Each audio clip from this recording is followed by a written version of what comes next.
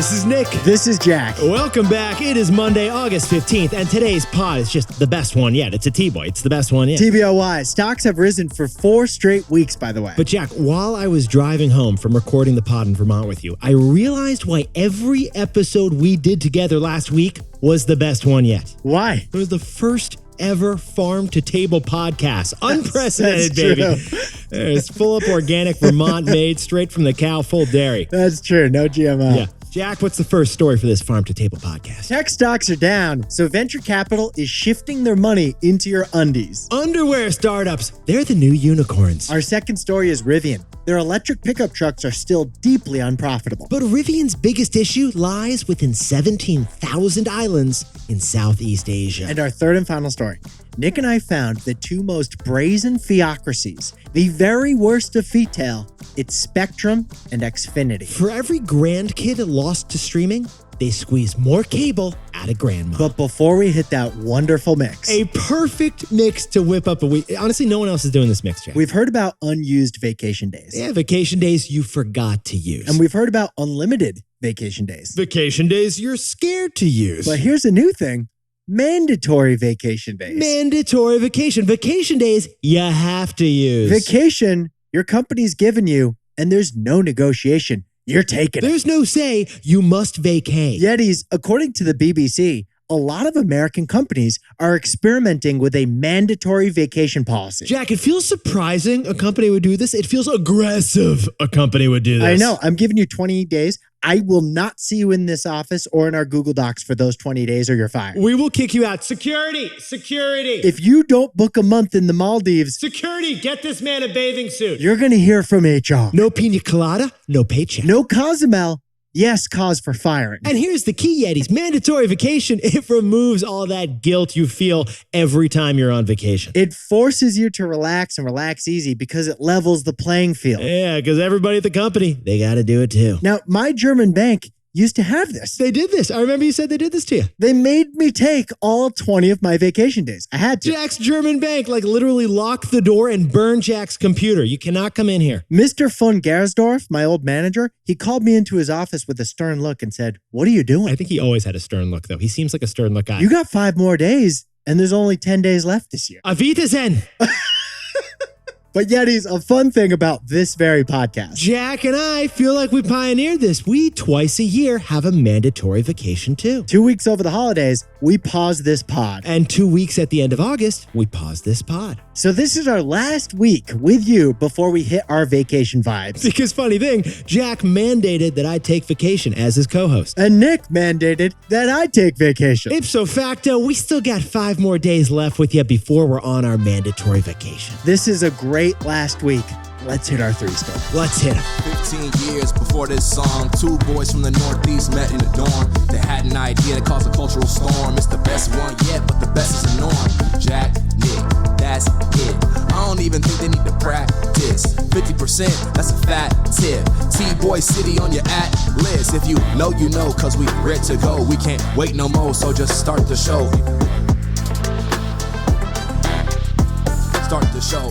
For our first story, Parade just hit a $200 million valuation for direct-to-consumer underwear. It's not just Parade's underwear. No. Every underwear startup seems to be having a unicorn moment. Honestly, it's wild out there, but first we should sprinkle on some context. Jack, boxers or briefs? What do we got going on? I just go with whatever's clean. I only wear the boxers with animals on them. That's my one rule. Bed sheets too, right? It's Flamingo Fridays, in case you're wondering. I wasn't. But thanks. Mondays are for the Bears. New York City-based Parade. 3 years old, loungewear to bodysuits. They just hit a $200 million valuation. They have 500,000 customers, and the branding hits like every millennial word you can think of. They got everything. They got direct-to-consumer, recycled material, inclusive sizes. Now, this is women's wear, but they do have some gender-inclusive boxers too, in case Nick wants to sub out the flamingos. But funny thing Jack and I noticed while I was considering subbing out the flamingos.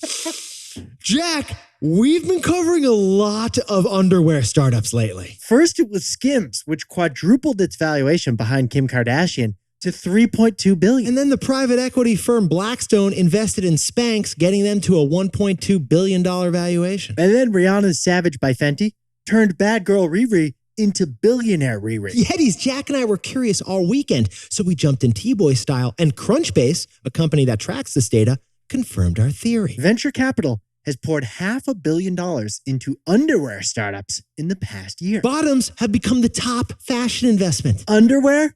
Overvalued. And here is what Jack and I find fascinating about this story. There actually are two reasons for the bralette boom. And the first one is a secret. It is. It's literally a secret. Actually, it fundamentally has to do with Victoria's Secret. Yeah, Victoria's Secret. They failed to evolve past the 90s. Yeah, they were still pushing push-up bras while we're living now in like a bralette world. And Victoria's decline accelerated on word that former CEO Lex Wexner was buddies with disgraced Jeffrey Epstein. After that, those Victoria's Secret angel fashion shows became like the Quibi of the fashion world. They were toxic. They died out. But according to Women's Wear Daily, Victoria's Secret's market share fell from 32% of all women's underwear to 19% in just the past 5 years. And that fall, that created some interesting opportunity. To fill in that multi-billion-dollar sales void from Victoria's Secret, startups emerged. Yeah, and you know what? You can't launch a new brand without a bit of startup capital. Victoria's Secret's void led to a bralette funding boom. It's just like that VC-backed boom we saw with direct-to-consumer mattresses the last 5 years, Jack. Bralette. So, Jack, what's the takeaway for all our buddies who are hopefully wearing underwear right now? Thank God I'm wearing underwear today. There's a profound economics to your undies. Yetis, Jack and I were researching the story, and we realized that underwear is like the perfect business school case study in business perfection. It is the only clothing that we all wear. Not everyone is a hat person, but everyone's an undies person. Underwear, it's the only item you keep wearing even when styles change. Skinny jeans may be over, but undies are always in. It is the only product you keep wearing even if it's broken. I got 4 holes in this pair of J. Crew boxers, but some reason they're still in my rotation. Jack, I just bought more J. Crew boxers, and you know what? I'm still going to wear the broken ones. Undies have the biggest customer base, a never-ending demand, and underwear sales are recession-proof. Undies are having a unicorn moment because underwear has its own economy.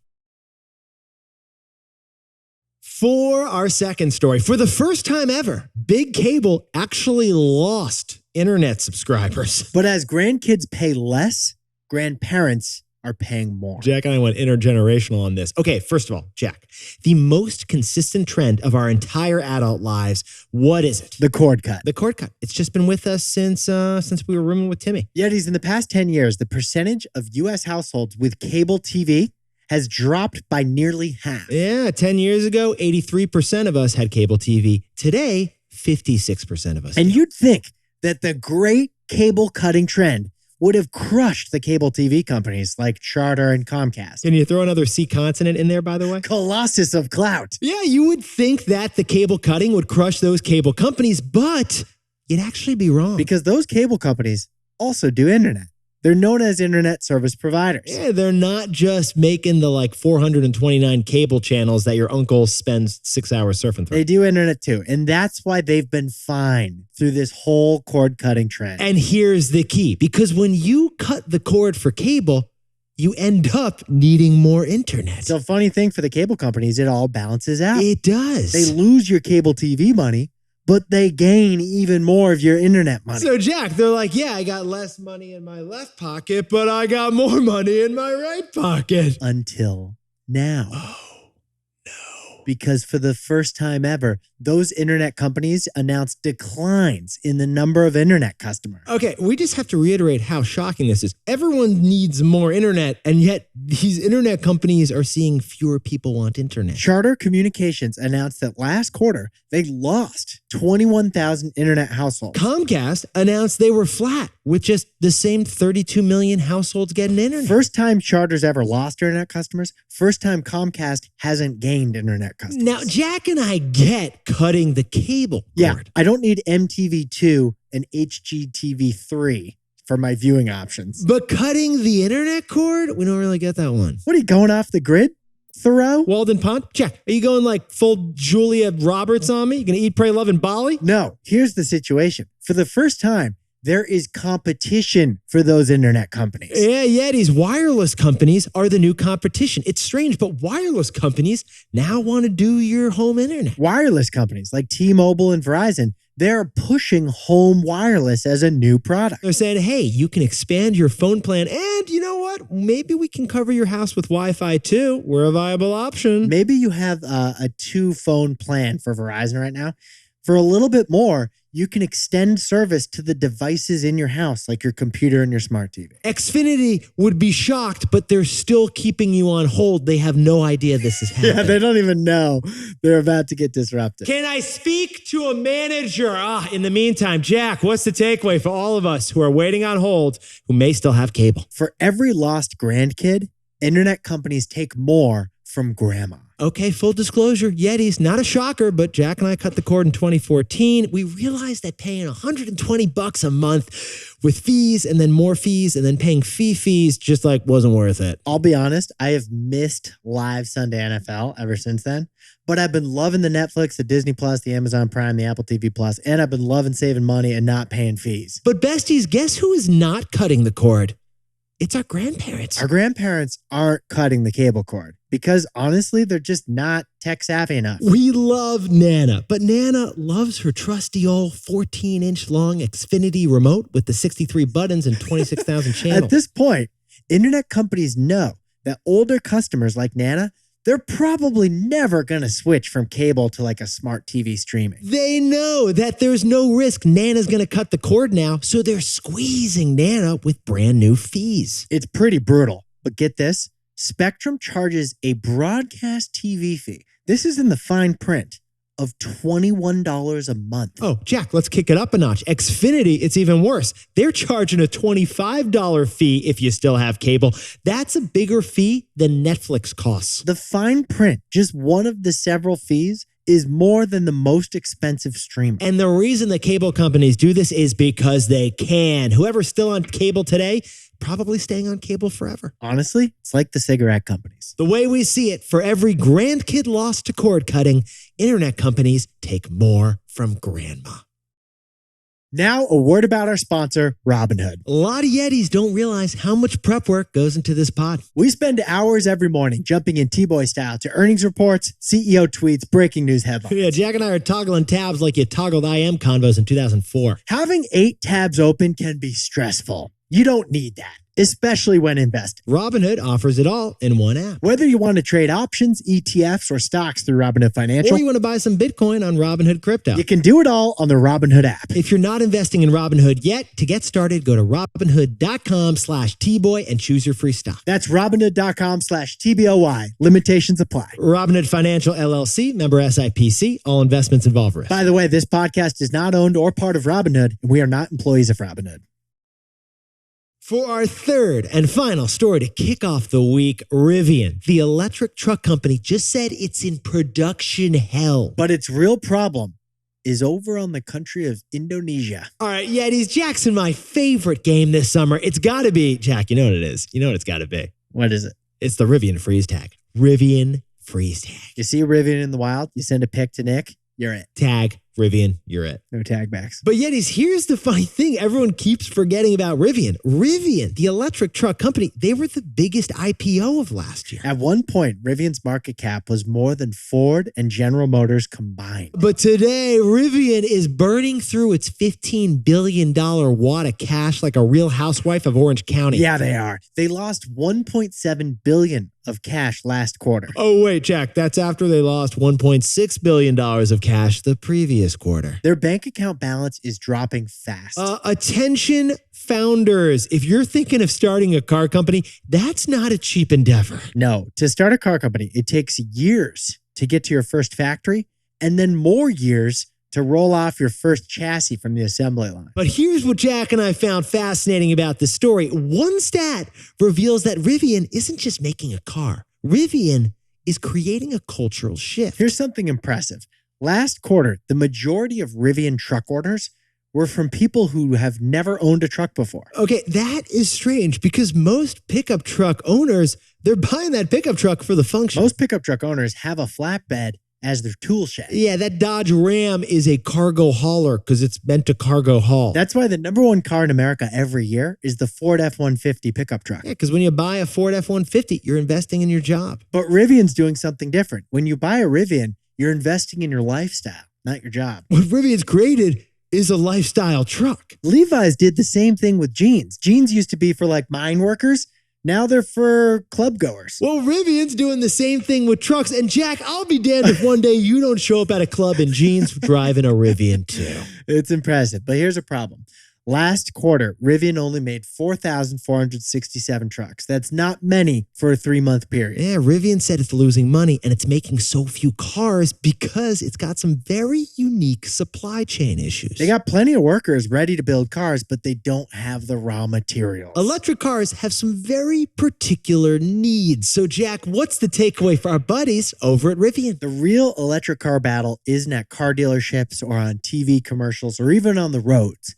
The real EV battle is in Indonesia. Funny timing, besties, because just as Rivian announced its earnings, Tesla announced a brand new relationship. Tesla just signed a 5-year, $5 billion deal with the country of Indonesia for one thing: nickel. Yeah, nickel. Because Indonesia mines by far the most nickel in the world. Like a quarter of the world's nickel metal is found on the Indonesian islands. And that's crucial for electric cars because the batteries are almost entirely nickel. 80% of an electric car's battery is the metal nickel. So marketing, operations, innovation, they're all going to play an important role in the battle for EVs. But raw materials are fundamental. That is what's holding Rivian back right now. Elon secured his nickel with that Indonesia deal. And that reveals the most important battleground in the electric vehicle wars. It's not marketing. It's not on-the-road performance even. It's in the mines, and a lot of it is in Indonesia.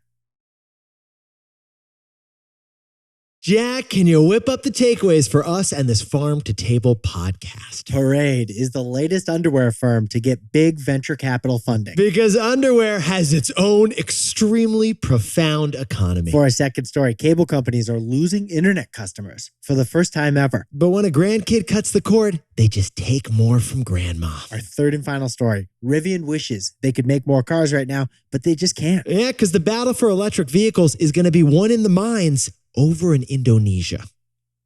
Now, time for the best fact yet. This one sent in by J.C. Kareem in lovely Laverne, California. In 1987, the airline American Airlines saved $40,000 with one tiny change to their business. One tiny change, literally a change that was no bigger than an inch. American Airlines saved $40,000 by cutting one olive from each of the salads that they serve people in first class. We repeat, they saved $40,000 across the company every year just by taking out one olive. No one even noticed, but American Airlines did because they spent $40,000 less on olives. Except for that one lady in 3B who stewardess, there's something wrong with my Greek salad. So, the Olive Garden was very strict with the number of olives we served in salads. Oh, it was critical. If someone was eating alone, you give them 2 olives. But after that, it's one more olive than the number of people at the table. That's the rule. And if you go over, you're fired. I'm just thinking about all the poor grandmothers paying more for cable and getting not enough olives at the Olive Garden. That's right. But those salads are refillable, unlimited. So. And you thought the breadstick deal was good. Yetis, you look fantastic to kick off the week. And if you haven't yet, the best way you can grow this pod is to turn to someone and say HYHTBOY. It means have you had the best one yet. If you know, you know. Nick and I, we'll see you tomorrow. Can't wait. Take those vacation days. And before we go, congrats to Yeti's Chad and Grant Barilski, who are celebrating their 45th and 4th birthdays. Talking to father and son. Father and son, same birthday, same favorite pod. And congrats to Chris and Bailey, who got married in Portland on the 40th anniversary of Chris's parents getting married. Whoa! Oh! And happy birthday to Nathan McCann in Phoenix, Arizona. And bestie Steven Sebastian, happy birthday in Sarasota, Florida. Happy 33rd to Ben Azizbekov in Los Angeles, California. And Karis Yokin, turning 28 in Boulder, Colorado. And happy 24th to Vanchika in Los Angeles, California. And a happy birthday to Sebastian Megan Sater, upstate in Rochester, New York. And a happy Independence Day to the country of India. To all our Indian Yetis, congrats on 75 years of independence. And to anyone else celebrating something today, make it a T-boy. Celebrate the wins. This is Jack. I own stock of Levi and Ford, and Nick and I both own stock of Robinhood. Now, a word about our sponsor, Robinhood. A lot of you listen to our show while you're driving. 2 hands on the wheel. keep it 10 and 2. You might be cruising Chris, no rush, stay in the right lane. Or you might be Darlene from Duncan, dotting from lane to lane. Yeah, there are different drivers on the road. There are different investors too. Maybe you're cruising down the long-term lane with stock investing, or maybe you're a more advanced full-speed trader. Well, the Robinhood app helps put you in the driver's seat wherever you're at in your investing journey. If you're not investing on Robinhood yet, to get started, go to Robinhood.com/TBoy and choose your free stock. That's Robinhood.com/TBOY. Limitations apply. Robinhood Financial LLC, member SIPC, all investments involve risk. By the way, this podcast is not owned by or part of Robinhood, and we are not employees of Robinhood. And a happy birthday to Sebastian Megan Sater, upstate in Rochester, New York. Upstate. Upstate. I was hoping you would say it. I was really hoping you would say it. Is that why you repeated it? I really did it. I was like, I'm wondering. I was hoping you would say it.